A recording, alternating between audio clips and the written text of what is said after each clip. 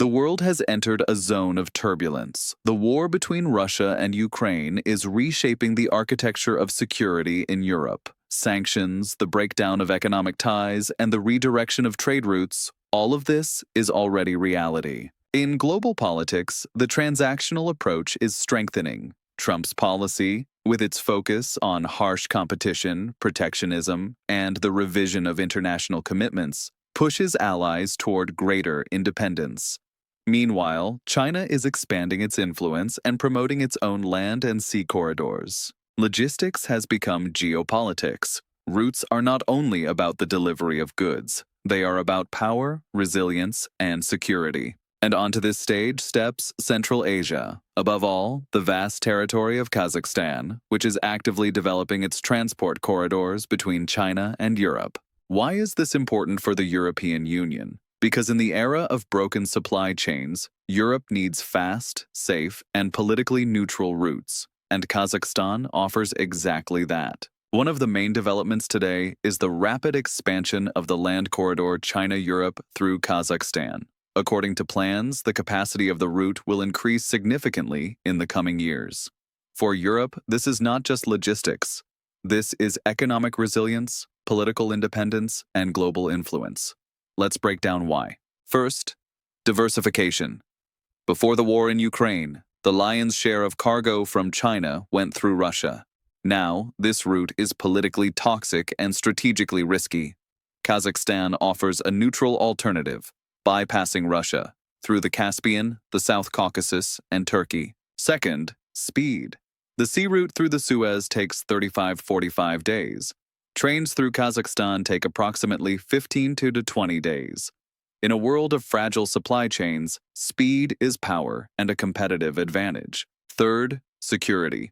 The Red Sea has become a risk zone: piracy, conflicts, rocket attacks. The land route through Kazakhstan is more predictable and more resilient to maritime bottlenecks. Europe needs exactly this kind of stability. Fourth, investments. Expanding the corridor means billions into railways, ports, terminals, and IT systems. European companies can build, finance, and manage this infrastructure. It is not only profit, but also long-term influence in a strategic region. Fifth, balance with China. Europe needs trade with China, but not dependence. By taking part in the development of transit through Kazakhstan, the EU gains leverage.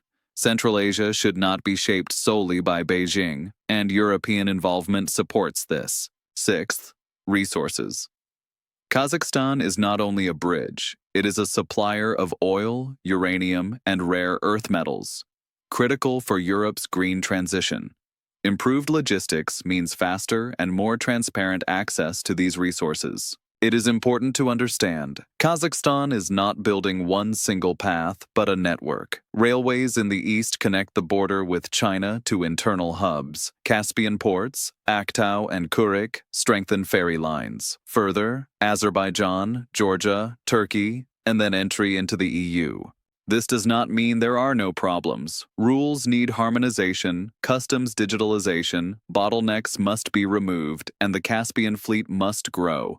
But the trend is clear. The alternative land corridor is strengthening, and Europe is gaining a real choice. What does all this mean for the EU? The corridor through Kazakhstan is not about trains and containers. It is about the restructuring of the geopolitical map of Eurasia. It reduces Europe's vulnerability to Russia. It provides an exit from risky maritime choke points. And it opens space where Europe can project economic and political influence, together with the partners of Central Asia. In the coming years, logistics will become even more political.